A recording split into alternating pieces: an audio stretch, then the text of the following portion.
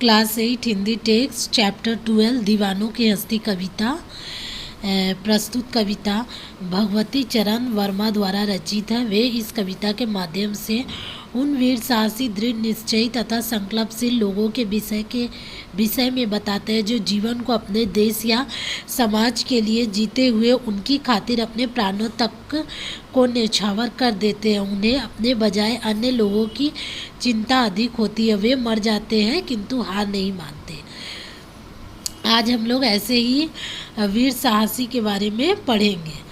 हम दीवानों की क्या हस्ती है, आज यहाँ कल वहाँ चले, मस्ती का आलम साथ लिए हम धूल उड़ाते जहाँ चले। यहाँ पे कवि कहता है कि दीवानों का क्या हस्ती है, क्या अस्तित्व है, आज यहाँ है तो कल वहाँ चला, मस्ती का आलम साथ लेकर के हम धूल उड़ाते जहाँ भी चले। आए बनकर उल्लास अभी, आंसू बनकर बह चले अभी, सब कहते ही रह गए अरे तुम कैसे आए, कहाँ चले, किस और चले यह मत पूछो, चलना है बस इसलिए चले, जग से उसका कुछ लिए चले, जग को अपना कुछ दिए चले। यहाँ पे कवि कहता है कि वीर लोग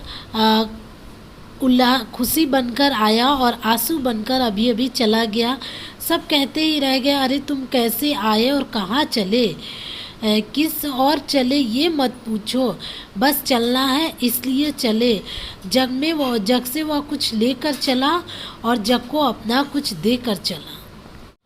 दो बात कही दो बात सुनी, कुछ हंसे और फिर कुछ रोए, छक्कर सुख दुख के घूंटों को हम एक भाव से पिए चले, हम भिखमंगों की दुनिया में स्वच्छंद लुटाकर प्यार चले, हम एक निशानी सी उर पर ले असफलता का भार चले। यहाँ पर दीवाने कहते हैं कि दो बात कहे और दो बात हम लोग कहे, दो बात सुने, कुछ हंसे फिर कुछ रोए, चक्कर सुख दुख का सारा घूंट पी करके एक भाव से चले गए। भिखमंगों की इस दुनिया में हम स्वच्छंद यानी स्वतंत्रता और प्यार लुटाकर चले, हम उनके दिल पर एक निशानी असफलता का निशानी का भार लेकर चले। हम मान रहित अपमान रहित जी भर कर खुलकर खेल चले, हम हंसते हंसते आज वहाँ प्राणों की बाजी हार चले, हम भला बुरा सब भूल चुके नतमस्तक हो मुख मोड़ चले, अभिशाप उठाकर होठों पर वरदानों दीर्घों से छोड़ चले।